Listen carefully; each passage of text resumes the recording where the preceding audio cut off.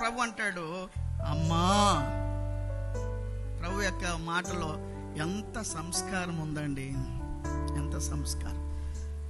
ఆమె యొక్క స్థితిని, ఆ పాప స్థితిని, ఆ దౌర్భాగ్యతను, ఆ భ్రష్టత్వాన్ని, ఆ అపవిత్రతను, దాని కంటే ప్రభువు ఏం చూస్తున్నాడంటే ఆమె బ్రతుకు మార్చబడాలి, ఆమె జీవితం బాగుపడాలి, ఆమె తలెత్తుకొని నడిచేటట్లుగా ఆ స్త్రీ ఉండాలని ఆశపడుతున్నాడు.